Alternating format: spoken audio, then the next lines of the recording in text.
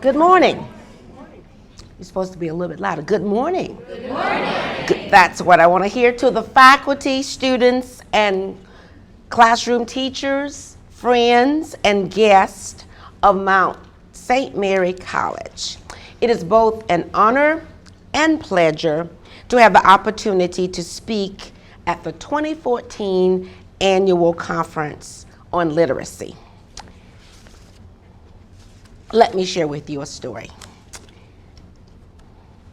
I'm from Dougherty County, the county seat of Albany, Georgia. There's Albany, New York, but it's Albany, Georgia. In his classic book, The Soul of Black Folk, renowned scholar Dr. W.E.B. Du Bois portrayed Dougherty County as a place where vast ignorance festered untouched. After reading 2 chapters from the book, Dr. Joseph Holly fell down on his knees and prayed, "Lord, give me the courage to go to Dougherty County and strike a blow at the ignorance portrayed by Mr. Du Bois."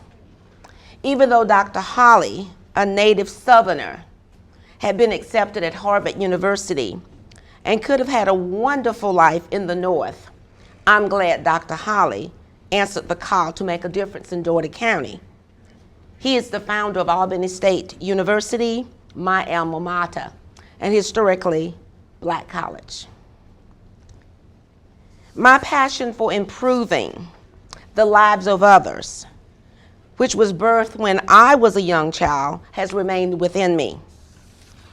I was taught that the world had a lot of problems, but I could struggle and change them. My family constantly shared with me 4 important quotes from George Washington Carver, Booker T. Washington, Frederick Douglass. Where there is no vision, there is no hope. George Washington Carver. If you can't read, it's going to be hard to realize your dreams. I have learned that success is to be measured not so much by the position that one has reached in life as by the obstacles which he has to overcome while trying to succeed. Once you learn to read, you will be forever free. Frederick Douglass. My grandfather, Tate Plummer, organized a school for blacks in the early 1900s in Dougherty County, the county seat for Albany, Georgia. My grandfather's brother, Elsie, was the first teacher at the Plummer School. I'm writing a little book right now, and I had the opportunity to interview my 92-year-old elementary school principal, and he was a student at my grandfather's school. How many of you watched the movie Ray? Well, my grandmother's brother, Bailey Robertson, was Ray Charles's father. I heard stories of how his mother, Aretha, sent him to the state-supported school for the deaf and blind in St. Augustine, Florida. Although he was heartbroken to be leaving home, it was at school where he received a formal musical education and learned how to read, write, and arrange music in Braille. My uncle, Joseph Plummer, was the first in my family to graduate from college, and he was the first black principal in Milwaukee, Wisconsin. He often shared with my sister and I how my grandmother had worked hard to make sure he did well in school. My Uncle Joe talked about how he had encouraged family involvement at Browning Elementary School, where he was the principal. My uncle now is 83 years old. You would think he's still a principal. He still gives lectures. And he's always telling me what happened about everything.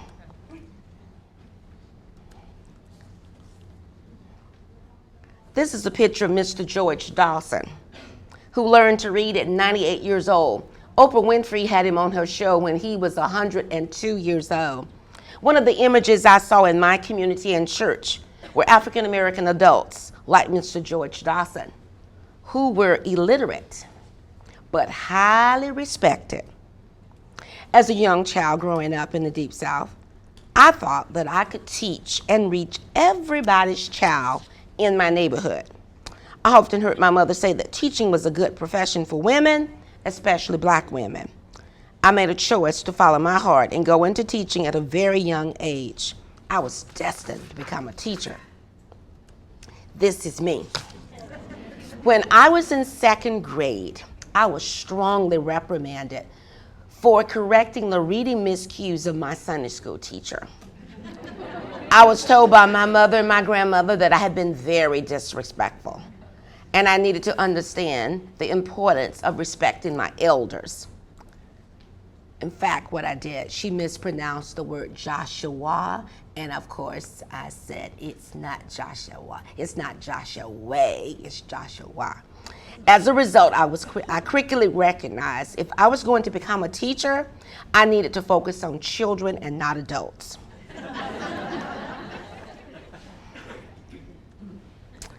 At 7 years old, I had an excellent plan of how I was going to become a teacher. My daddy owned a barber shop that was in our backyard, which gave me an opportunity to practice my teaching skills on the boys as they came to get a haircut. The song, okay, what is going on? The song Where the Boys Are truly characterized my backyard on Saturday mornings.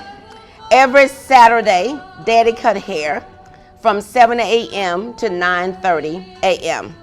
I sold my parents on the idea that I could have Saturday school from 8 a.m. to 5 p.m. What really got me excited was that I would have a captive audience. As the boys came through the gate that led to my backyard, I would greet them saying, "Hi, boys. Welcome to the Edwards Barber Shop and to Pat's Saturday School." The boys would often reply, "I didn't come to your house to go to any Saturday school. I came to get a haircut." With a twinkle in my eye, I would say, "Yes, you came to get a haircut and to go to Pat's Saturday School." For those boys who were unwilling to attend my Saturday school, I would say, "Daddy, this little boy told me he wasn't going to come to my school." My daddy would say, "Son, can you read?" "No, sir." "Well, I think it would be a great idea for you to attend her school." And you know what I would do? With a bright smile, I would say, "I told you so. You have to come to my school. And if you don't come to my school, I'm going to tell my daddy. And my daddy's going to tell your mama that you won't come to my school. And I know that your mama wants you to learn what I'm teaching because she wants you to do well in school, right?" Well, I was truly a teacher.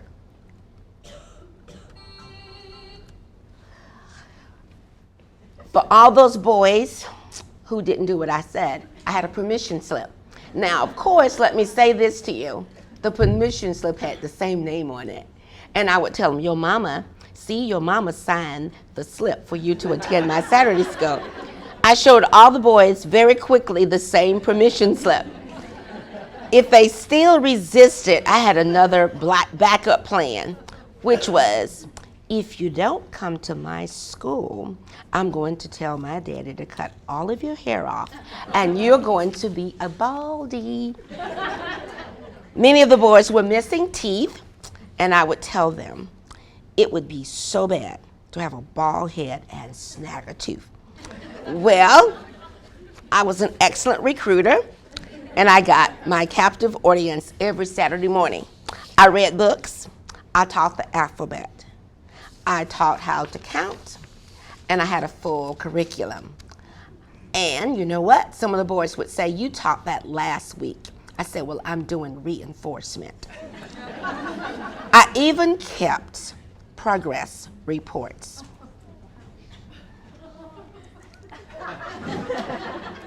let me say this to you. Winthrop Brown is now a lawyer, and every time I go home for Christmas, he says he's going to sue me for coercion. And I told him the time has passed.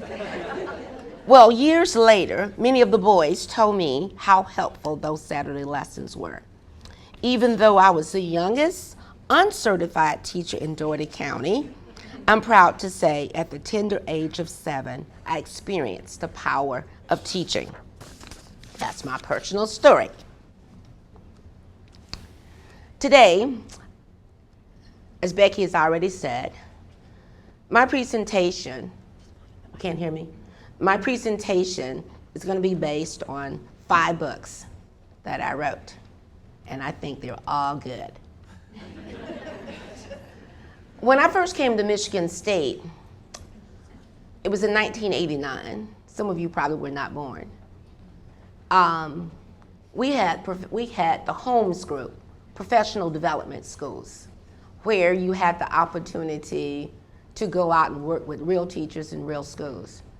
And so I had just moved to Michigan from Illinois. I'd been at Champaign-Urbana for a year at the Center for the Study of Reading, and before that I was in Louisiana, and I created a program for families and children. So most of this work, you know, sometimes people just write a book. This book is based on my life experiences. So, A Path to Follow, learning to listen to parents, children's literacy development, tapping the potential of parents, and change is going to come. Kofi Annan says literacy is a bridge from misery to hope. It is a tool for daily life in modern society. Everyone, everywhere, literacy is along with education in general, a basic human right. In fact, President Bush said that literacy was a civil right. Literacy is finally the road to human progress and the means through which every man, woman, and child can realize his or her full potential.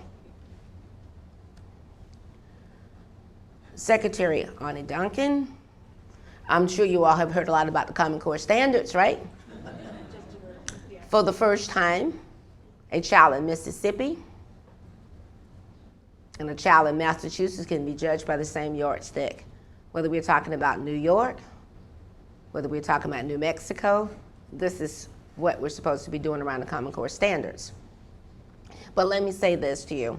So often, children might be born healthy, but what happens to them around literacy is very unequal. Does that make sense? You know, this is our goal here, aligning the educational system to college and career readiness. And let me say this to you, we've had a lot of movements in this country, really have. Common Core Standards is transforming the education system. And of course, people got Common Core Standards. And of course, 1989, at the University of Virginia, Daddy Bush said, with the 6 national goals 2000, that by year 2000, that was in 1989, every child in America would enter school ready to learn. Are we there yet? Now, why is that? We're the richest country in the whole world. When I was president of the International Reading Association, I got a chance to travel to a lot of places. And a country or state is no better than the citizens. So we've had these standards. 1990, we laid it out. We had 1996 achieve. 2001, we had no child left behind, no child left standing, no child left untested. Now we got Common Core Standards, and now we got the Common Core Standards. And states are grappling as to how they're going to implement the Common Core Standards. I was at a conference, the Michigan Reading Association, and Alfred Tatum did a speech on what's uncommon about the Common Core Standards. Just because we have a set of standards, it doesn't mean that all the kids are going to learn to read, write, and achieve. Tim Shanahan, who was the main author on the National Reading Panel, spoke at Michigan State about 2 weeks ago, and he was talking about some of the challenges to Common Core standards. Of course, one of the things that people sow the Common Core standards on is that the strengths of it has a lot to do with families. That parents will know what is expected of their children at each grade level. Well, to be honest with you, the Common Core standards just didn't discover that. Parents have always, or they should have known, what was happening at each grade level, because we've always had K-12, and each grade level has a set of skills, whether we call them benchmarks or standards or whatever we want to call them. Standards will give parents specific information when talking to teachers during the school year. Standards will assure parents their children can have access to the same high quality education as other students in other parts of the country. Yes and no. And parents will know that their child is learning skills and knowledge to be successful in the 21st century. That sounds really good now, doesn't it? But you have to put feet and hands on the things. Edmund Huey. I just taught a class this past fall on the history of reading, and guess what? In 1908, in the Psychology and Pedagogy of Reading, Edmund Huey wrote of children who seemed to learn to read without any direct or explicit instruction. He said, the secret of it all, wrote Huey, lies in parents reading aloud to their children. How many years ago was that? What year is this? 2014? Wasn't that 1908? Wasn't he a future thinker? Becoming a Nation of Readers, 1984. Similar conviction. The single most important activity for building the knowledge required for eventual success in reading is reading aloud to children. Hello, 19. We keep having the same message. We've had Jump Start, Reading Start, every kind of start. Okay. The path to literacy begins long before children begin formal reading instruction and experience that occur in the home and later course of children's reading success. Kathy Al. Families provide the foundation for reading achievement. Literacy begins in the home, not in the school. Parents are their children's first and most influential teacher. Instruction should build on the foundation for literacy established in the where? The home. Kids are somewhere for 48 months or 60 months. The only way the teacher who teaches the child knows what happened is if that's your child. So, in this country, we don't control anything until kids come into big school, real school. And some kids come in school and they are not where they're supposed to be. Like when I spoke to the parents the other night, I talked to them about the building blocks. Some kids come to school with these building blocks and some kids do not.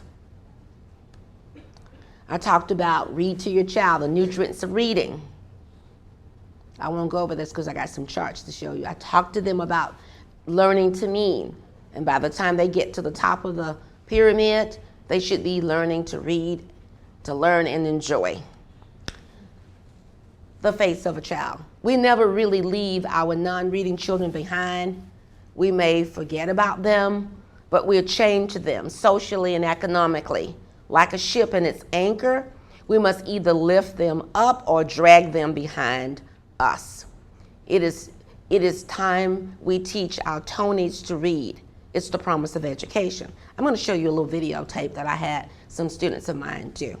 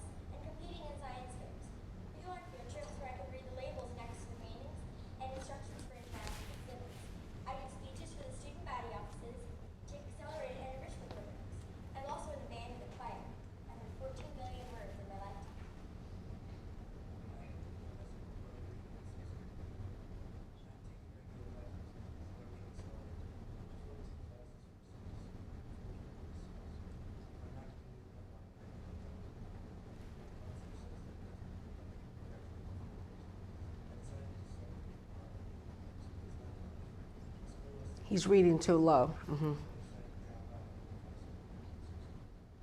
like I have high school and cruise control. I'm reading 3 grades above grade level, and I'm involved in everything.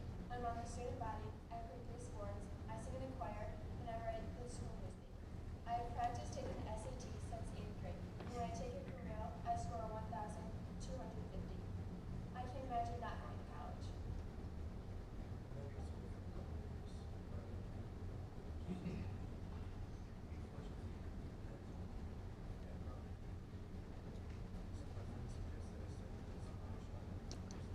Friends suggest he starts doing purse snatching. Okay. Tony can be African American, Hispanic, Asian, Native American. Mindy can be African American, Hispanic, Asian, Native American. It has a lot to do with the kinds of experiences that children have in their houses. What do we know? 1983, Nation at Risk. People were talking about how America is falling behind. There's a person that works with me at Michigan State. His name is Dr. Smith, Bill Smith. He's been going all over the world looking at how Americans are not holding up to mathematics, that third world countries are beating our pants off. If you start to look at testing, but let me say this to you. This past semester I had 3 Chinese in my class, 3 Koreans. They don't necessarily test all the students. I'll leave it at that. Does that make sense? President Lyndon Baines Johnson was a war on poverty. We got Head Start. And like I said, we've had Head Start, Jump Start, Running Start, every kind of start you can think of. Daddy Bush, Nation at Risk, Bill Clinton, parents who know their children's teachers and help with homework and teach their kids right from wrong. These parents make all the difference. President Bush, No Child Left Behind, closing the achievement gap. We've been still dealing with that. President Barack Obama, success starts in our families, because no education policy can replace the parent who's involved in their child's education from day one, who makes sure their children are in school on time, help with homework after dinner, attend those parent-teacher conferences. No government program can turn off the TV set or put away the video or read to children. If you think about it, parent involvement has always been around, from yesterday's traditions, tomorrow's demographics, today's technologies. Schools are dealing with all kinds of parents: unwed teenage mothers, 2-parent homeless families, single-parent families, step families, working mothers, foster families, grandparents. I was in South Bend, Indiana, and a 76-year-old grandmother was handed a 2-year-old child. I didn't put on here incarcerated parents. There's a large number of incarcerated parents. We have gay and lesbian parents, 2-parent families, low literate parents, culturally diverse parents, extended reconstituted blended families, unemployed families. So schools are not just dealing with one type of parent. Schools depending on kids coming from strong families. We've had some stresses on families. Parents are the children's first teacher. The American family has changed dramatically over the last 50 years. Schools aren't always knowledgeable of how to encourage involvement. Parents don't always recognize the importance of becoming involved or where to begin. In schools, parent involvement has been ill-defined. Some people say they want it. What is it? The ambiguous nature of teacher expectations for parents, narrow views of families, of school-family connections, the lack of appropriate structures for involving families, teacher perceptions of parents and communities, a history of distrust in family-school interactions, parents' inadequacy and powerlessness in schools, the changing role of parents in children's lives, an exclusion of parents from activities within the school reflective of parents' social class, race, ethnicity. Parents differ in their perceptions and conceptions about the schooling process. When I was working at this professional development school, I came up with 2 terms called differentiated parenting and parentally appropriate. All parents are not the same, so we need to look at them in new and different kinds of ways. That's sort of highlighted in Tapping the Potential of Parents. I put a lot in here, so I'm gonna keep going. We need to look at whether parents feel capable willing, and responsible. I did a survey, and all the things that teachers thought parents ought to be capable, willing, and responsible to do, those were not the things that parents thought that they were willing, capable, and responsible to do. So isn't that interesting? Gathering information of this nature could possibly build better home, school, community connections between the school and a variety of parent groups. Sometimes, this is the Grand Canyon. Sometimes the home and the school feels like a Grand Canyon. And I'm originally from Georgia, and I'm gonna play just a little bit of this. How many of you feel good about parent involvement initiatives at your school if you're teaching? I won't get you to answer out loud, but I play this little song here. Come on. Anyways.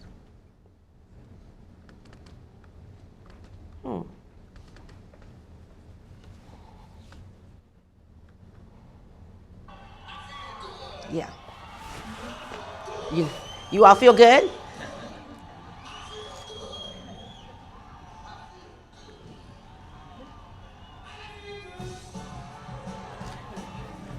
I have teachers dance around that because some teachers don't feel good about it.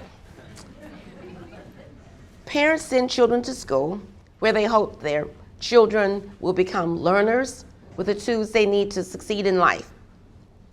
Schools take children from and send them back to the families where they assume the families will provide the support for children to learn and grow. It's a circle. Parents think teachers should be doing things. Teachers think parents should be doing things. Let me tell you how I started this work. This is a map of Louisiana. See that light little line up there? Louisiana shaped in like a boot. Lincoln Parish, I was teaching at Louisiana Tech. In that little district, they had 3 elementary schools, 1 high school, 1 middle school. And at this particular time, when I was up there, I received the W.K. Kellogg National Fellowship. Eat your cornflakes, please. And they were interested in people focusing on an issue outside of their area of specialization. And my background is reading and language arts. And at the end of student teaching, the students at Louisiana Tech would always tell us as a faculty, there were 2 things we had not done well. We had not shown them how to work with families and children, and we had not done a very good job focusing on discipline. So every year we'd write it down, we paid no attention to it. But when I got this W.K. Kellogg National Fellowship, I decided to focus on the family from a psychological, sociological, educational, cross-cultural, and policy perspective. That sounds impressive, doesn't it? Well, the thing is, if you write things and it doesn't connect with real people in real classrooms, it goes nowhere.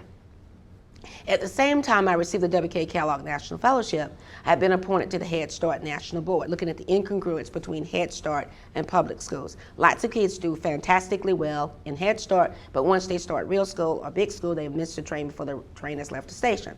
So I went out and I volunteered to work at this local Head Start center. But in the meantime, I went out and talked to a group of kindergarten, 1st, and 2nd grade teachers. So I said, if you could tell me something to do with these parents, what would you tell me? And guess what? Now going a lot of different places all over this country and outside this country, one thing that teachers tell parents is to read to your child. Now, let me say this to you. You all are trained to become teachers. Parents are not trained to become parents, right? So I go out, and so the teachers, teachers talk about parents. I hope you know that. And parents talk about teachers too. So I went out, and the teachers told me this. So for about 6 months, I talked to these parents about how to do school.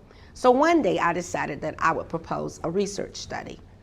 And that study was, even though you're not from the state of Missouri, I want you to show me what you would do if a teacher were to ask you to read to your child. By the way, most parents, when you ask them, they say, oh yeah, I read to my child all the time. So I'm gonna tell you about 5 of the 18 parents that volunteered to be in this particular study. I videotaped it because I wanted to see what I was looking at, because I didn't know quite what I was looking at. So I had picture books, I had environmental print books, all kinds of books on the table. And I said, I want you to pick a book that you think that you can read and show me. Well, let me tell you, the first mother comes in. I have to tell you, this mother was sort of coerced to participate a little bit because her child was doing all the kinds of things that was going to have him in the hallway. You know, he was not behaving right in class.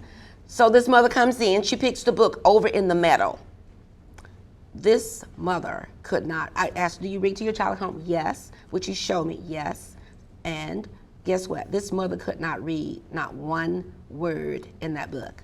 Despite my coaching, begging, and pleading, this mother quit after 2 tries. Next mother comes in. This is a 17-year-old mother, by the way. She has a child 3 and one 2. I said, do you read to your child at home? Yes. There's a book, you know, these labeling books where if you see the picture of a bed, the word is bed. So do you read to your child? Yes. So show me. So she's asking me throughout the process, what do I do? I mean, I couldn't tell her because this is like a little research study. Next mother comes in. She picks the book, Great Day for Up. She has the book up like this. She has a 3-year-old and a 4-year-old. The 3-year-old is about to break her arm because he wants to see what's happening in the book because she's moving it like that. I'm paying attention to this. Next mother comes in. She picks the very same book, Great Day for Up. She reads the book extremely fast. She makes a lot of mistakes. The kid never knew what happened. I'm paying attention to this. Next mother comes in. She picks the book, Why Mosquitoes Buzz in People's Ears. The teacher has told the mother, this child does not talk at school. The mama says the child talked too much at home. So you got the first and second teacher in total disagreement. So the mother comes in, she says, I'm not going to read a book, I'm going to have a conversation around the book. She's trying to get this little girl to read. This little girl's not saying one word. So the mother asked me, after a minute, to leave the room. I didn't want to leave, but she asked me to leave. I come back, and guess what? The mother is crying, and the little girl is crying, because the mother had spanked this little girl. Now, I did not want book reading associated with Pavlov and the dogs. Book reading is supposed to be, as Mr. Rogers say, a time that you cuddle up and you have a wonderful experience with your children. And so I took that tape of these 5 mothers with 5 distinct ways of interpreting the phrase read to your child back out to the kindergarten and first grade teachers. And guess what they said? The teacher said, now see, this is exactly what we have. And they went on and on and on and on. So I said to them, when a child is born, the doctor says, congratulations, you now have a 7 pounds, 5 ounce baby girl or boy. Good luck and have a good life. They don't sometimes tell you what to do with the kid. So even though children might be born equal, what happens to them is unequal. And I said we need to shift from telling. We do a lot of telling parents what to do. We need to shift from telling to showing parents what to do. So you see this little light line down here, Ascension Parish. A lot of you might have been to New Orleans. I was teaching at LSU. And we had something called Special Plan for Upgrading Reading, which means that's another name for literacy coaches. Does that make sense? So all the failing schools were assigned these literacy people, SPUR. So I was teaching there, and my associate dean read a copy of a paper that I wrote. It was entitled, Supporting Low SES Mothers' Attempts to Provide Scaffolding for Book Reading. So he said to me, Patricia, you have to go to Donaldsonville. I didn't want to go to Donaldsonville. But anytime your associate dean's wife asks you to come somewhere and you got good sense and you're not tenured, you say, how soon do you want me to go? I go to Donaldsonville. Donaldsonville is about 40 miles from Baton Rouge, 50 miles from New Orleans. Haven't you heard the song, You Are My Sunshine? It's on the Sunshine Bridge. Donaldsonville Elementary School has 726 children. 80% of them are low-income black children. 20% of them are low-income white children. 35 white teachers, 4 black teachers, white principal, black assistant principal. The reason I'm talking about race in class is because in that school, the black parents told me the teachers didn't like them because they were black. And the white parents told me the teachers didn't like them because they were poor. So we had an ism problem. So when I came from LSU, they assumed that I was going to be white. And I told them I really was. I was just pretending to be black. That illiteracy was odorless. It was colorless. It would get anybody who didn't have a set of experiences. At this particular school, they had the 4-year at-risk program. They had developmental kindergarten, which is called begindergarten. They had transition first grade, and these kids were still getting to 3rd grade, and they couldn't read. So here I am down here. It's called, the rubber meets the pavement. So I come down there to work with these families. So guess what? South Louisiana is heavily Catholic. And so I got the Father Hogan to work with me. And Father Hogan told the parents, if you don't come to that book reading program, I'm not going to confirm your children. Yes. And then I found out at 2 o'clock in the afternoon on some days, they had a big party going on down at the local bar. Now, Ms. Schaaf could not get the parents to come to school, but they were down at the bar. And by the way, the bar owner was the one calling the Times-Picayune out of New Orleans and calling the State Journal. Anytime something is bad in education, like, 90% white teachers are flunking, 80% black kids and 20% low income. And then, the media comes out and they're all over you. So I told the Times-Picayune, the State Journal, please don't come down here. We'll call you when we have something to say. So I went down to this bar. You remember the movie Spike Lee called Do the Right Thing? All the kids, they didn't know their rhymes, but they got, Sheila got a big old, but all the kids could sing that, but they didn't know any of the stuff they were supposed to. So I go down there, and I had a 16-year-old to dress me up. So I went down to the bar. And I said, I'm going to recruit for my program. So I told the bar owner that I was going to come down there. And so he let me be the last speaker. So I come in there, are you having a good time? They said, yes, so you got to participate. I go, hotel, motel, Holiday Inn. They were all rocking. And I'm thinking, now, isn't this interesting? Their kids can't read, but they are all excited about what's going on down here. So the bar owner told the parents, if you don't come to that book reading program, I'm not going to serve you any more drinks at my bar. And somebody wrote me a letter and said that Louisiana was the only state that they knew of that you could bring saints and sinners together around literacy. So I went to Albertsons, went to Winn-Dixie. School is a microcosm of society. Whatever exists in general society, it all comes to school. And so we were able, so that program ended up being highlighted on Dan Rather Nightly News. I wrote a program called Parents as Partners in Reading, a family literacy training program, and Talking Your Way to Literacy, a program to help non-reading parents prepare their kids for school. At this particular school, 40% of the parents were illiterate. And so my whole point is I got a chance to meet First Lady Barbara Bush. When I met her, I told her that I was happy that former First Lady Nancy Reagan had said no to drugs, but I was extremely happy she was saying yes to literacy, because if we were going to have a kinder and gentler nation, we needed people who could read, write, and compute, and it didn't make a difference whether you were Democrat or Republican. Everybody needed to work in their own individual communities to improve literacy learning, because literacy is something that impacts us negatively or positively. And I said, you know what? Remember that candy you used to eat as a child called Now or Later? You would either pay for it now or you would pay for it later. Does that make sense? And there's a close correlation between illiteracy and crime. It costs more money to send somebody to the state pen than it costs to go to Penn State. It does. Ralph Waldo Emerson says, the secret of education lies in respecting the pupil and their parents. Most of us have looked at this. Physiological needs, all you know about Maslow, right? What I'm arguing is that we need to look at the home literacy environment. Jerome Harsty says that every now and then we have breakthroughs in our understandings of literacy.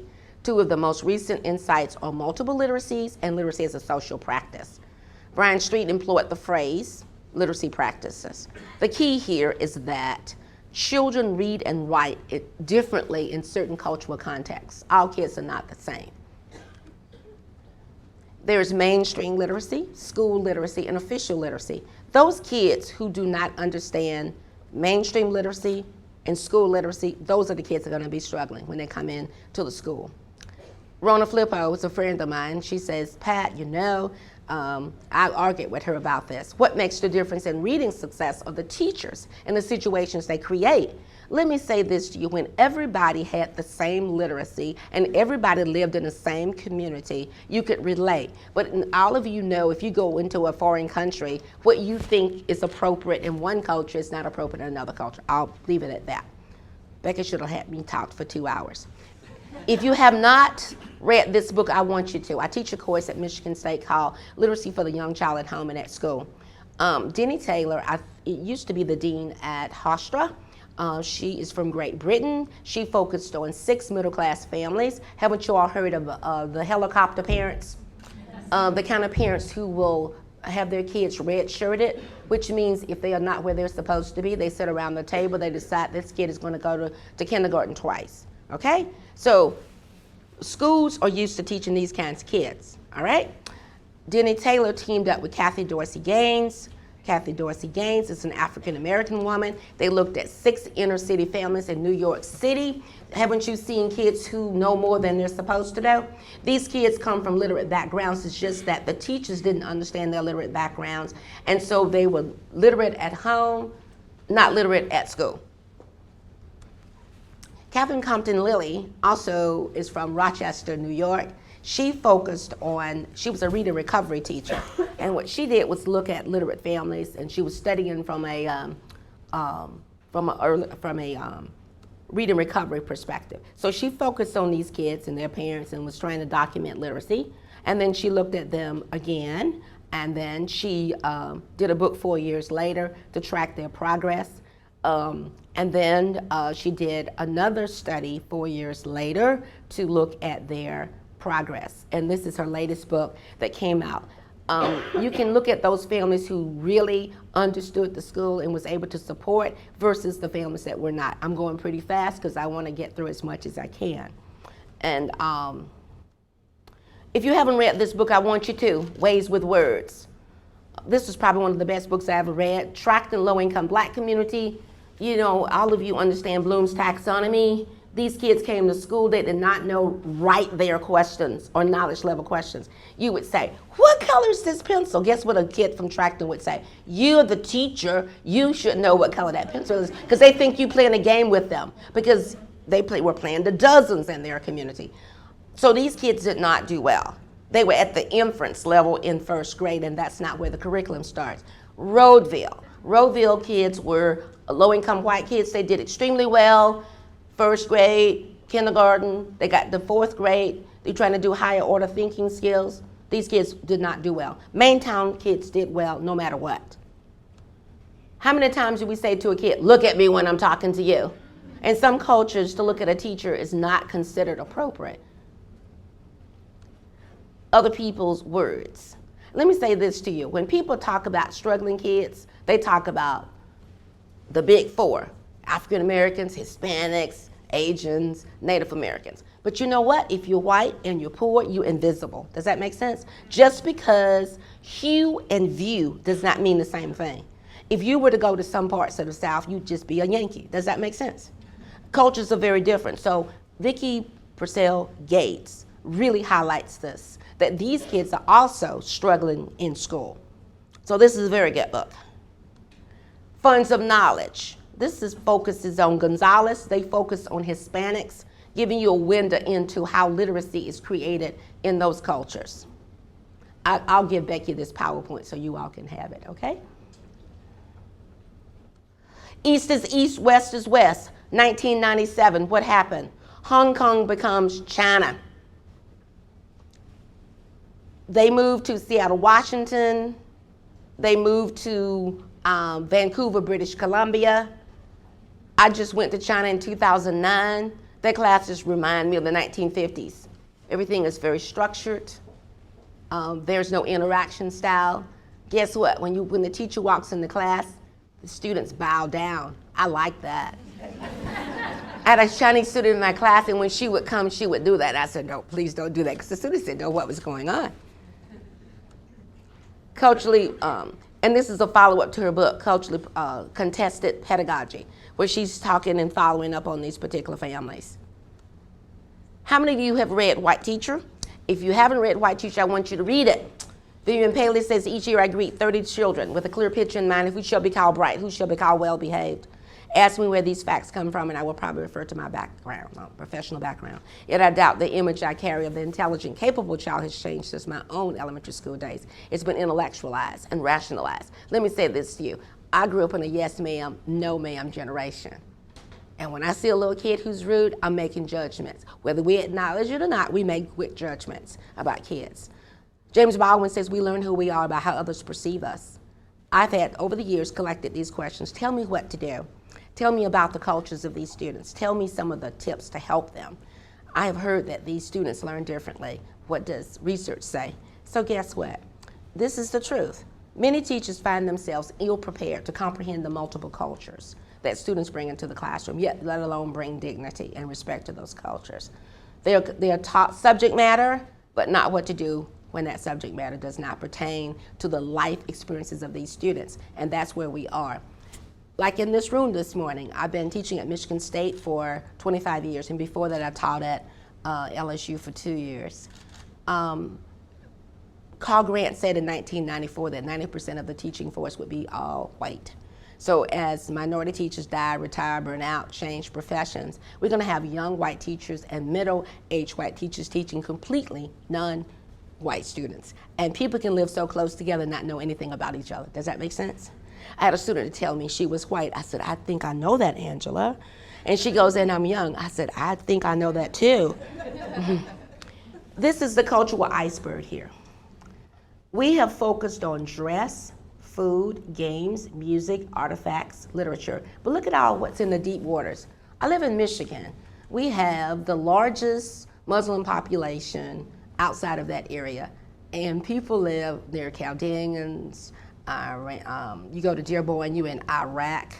And people don't know that much about people. Does that make sense? We can live. So it's important that we begin to understand. So I created this notion of parent stories, using the medical metaphor that when a parent takes their child to the doctor, irrespective of race, whatever, they're going to ask you questions about your child. And they're going to ask you questions about you. Say, for example, if you went into a doctor's office and your cholesterol was 286 and you stood there with a straight face and said, oh, I have not had any fried foods or milk products, then they're going to know you're not telling the truth. Does that make sense? And you go to your doctor and he says, I'm on a diet. If you have not lost weight, they know you're not telling the truth. Now think about it. Kids come into a classroom early, they come in emergent, and they come in fluid. And there are a certain set of behaviors. And all of those behaviors start at home with the kids. So I began to collect parent stories because I got so tired of people saying, oh, the teacher didn't like me because I'm black or whatever. You know, they are called consonants and variables. You can't change what color you are, right? You can lose weight, gain weight, change your hair color. But in other professions, in the medical profession, they work a lot on collecting information. One of my colleagues, Susan Flory-Wayne, husband, used to be over the residency program at Michigan State. I asked him if I could go up to Sparrow Hospital to see what doctors do.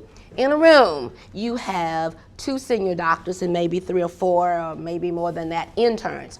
And they are sitting talking about one case. Think about it. In a school, you have a teacher who's been teaching for more than 35 years. Some teachers have been teaching less than a year. Why can't we collect stories and have conversations? I don't want to have to teach 30 years to figure out what to do when we can have data. We live in a data-driven society, and we need to ask questions.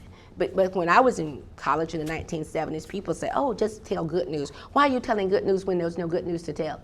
You need to be able to diagnose the problem. First Lady Eleanor Roosevelt says we have to face the fact that either all of us are going to die together or we're going to learn to live together. And if we're going to live together, we have to what? Talk. Kids spend 76% of their time outside of school, 24% in school. Alfred Tatum says it's not about students' literacies, it's about their lives. I like Tim Shanahan, but I like Joanne better. She said she attended a session because in the National Reading Panel, we were focusing on numbers. We had to look at the devil in the details. Literacy, family literacy, looking at people's houses. So I created this little book, A Path to Follow, Learning to Listen to Parents. And Becky has that reference that she can get to you all later. Vanden Griffin Green says every parent has his or her own story to tell. I'm gonna tell you real quick about this. One of the things I did, Becky, how long more can I talk? Can I talk about 5 more minutes? I think it's 5 minutes, right? I can talk about 5 more minutes, okay. All right. This is very important. Vanden Griffin Green says every parent has his or her own story to tell.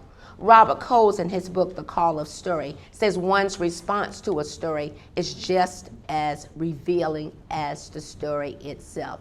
What I argue is when teachers don't make connections, it's because they don't know the story. Isn't that better than saying you don't like me because I'm black or you don't like me because I'm poor, because you like standing there like, okay, but you can collect data. In the past, we've asked these kinds of questions. I'll just let you all take a glimpse at them.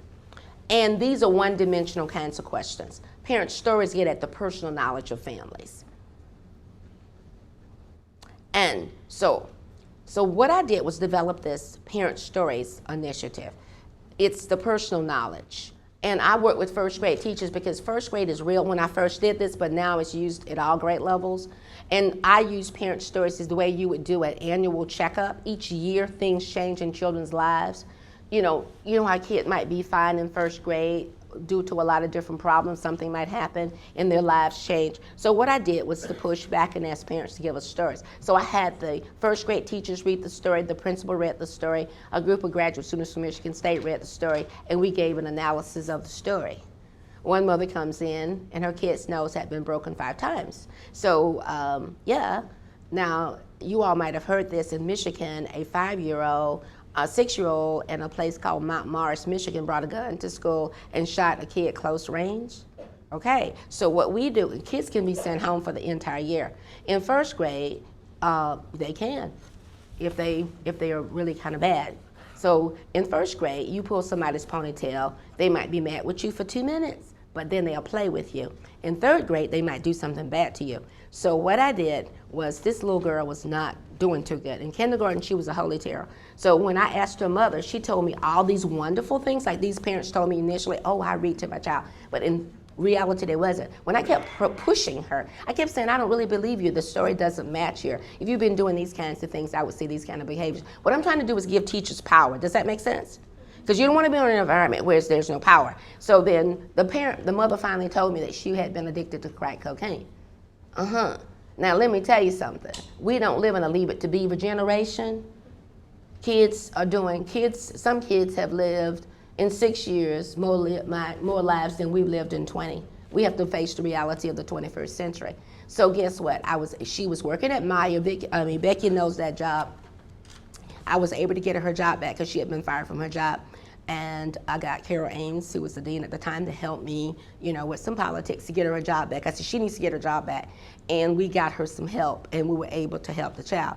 What it is, we did this in August when we had the analysis. The teacher with the most experience had been teaching for 25 years. If you're a 25-year teacher, you don't need to give all these assessments. You can eyeball a kid and tell about what's wrong. And then the teacher with the least number of years had been teaching for 10 years. So Parent Stories is a way to help teachers begin to understand. Courtney Casson says, teachers like physicians and social workers are in the business of helping others, but as a prerequisite to giving help, we have to take in and understand. You just cannot look at the child on the surface. You have to look at the deeper meanings. And Vicki Purcell Gates says, when we seek to understand learners, we must seek to understand the cultural context within which they have developed, learn how to interpret who they are in relation to others, and learn how to process, interpret, and decode their worlds. And I do think you, as a faculty, you share all of the students, and you need to have those conversations. So Parent Stories gives us routines. Some kids come in school, they don't have any routines. Isn't school built on routines? Some parents, I tell them, it's not about your child. It's a learning community. So we had some really deep conversations with these parents. Your occupations, teachable moments. One kid was crying every day. Guess what she told me? It's important that my child is perfect. I said, what 50-year-old that you know is perfect? All the perfect people I know are perfectly dead. And we're trying to figure out what happened. So you know what? Think about it. Parents have their own frozen memories of school and the schooling process. Sometimes they don't know what you know, so you can't not be smart, be shocked. For example, we learn about why children behave the way they do. How many times we give kids subliminal messages? Oh, I didn't do well in math. Well, I'm glad Sally Ride's mom and daddy did not tell her that she couldn't do good as a girl in math. Sally Ride went to the moon. Does that make sense? Sometimes you need to get into those spaces. Look at the blame cycle, why kids are acting the way they do. Peter Pearson says children know who they are. They know what they know. They bring what they bring. Our job is not to wish students knew more and knew differently. Our job is to turn each student's knowledge and diversity of knowledge we encounter into a curricular strength rather than instructional inconvenience. Let me say this to you. Teaching is a very political field. We cannot just say, well, I don't know what to do. I mean, think about it is teaching a profession? Is it an art? Is it a science? It's all three. And you don't want a doctor to say, well, gee, I just don't know what I'm gonna do. When doctors make mistakes, they bury theirs, right? When lawyers make mistakes, they send theirs to the penitentiary. And guess what? When we make mistakes, ours sue us, and they win. And we live in a high accountability situation. So we need to, Becky told me I have 1 more minute, but in Tapping the Potential of Parents, I talk about demographic profiles. We need to look at who's in our schools, who's in our, I think, I'm gonna say this and I'm gonna be done. One of the things that we have to keep in mind is that children are not the same, and that we have to work with parents in new and different kinds of ways. We have to have a shared vision of what that should look like, because this is very important, because America's future walks through the doors of our schools every day. And it's important that we educate children, because as I get older, I want to make sure people can read good, because I don't want them giving me the wrong medicine. Does that make sense? And I do think it's not the school, but I do think the school has to pull us together. So I'm gonna have you all stand up. And I want you to reach out and touch somebody's hand to make this world a better place.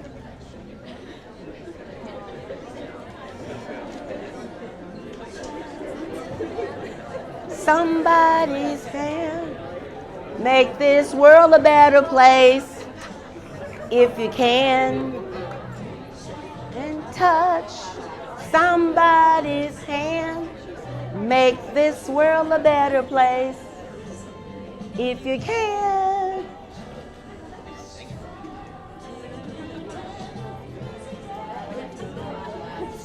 You just got to do this. The way.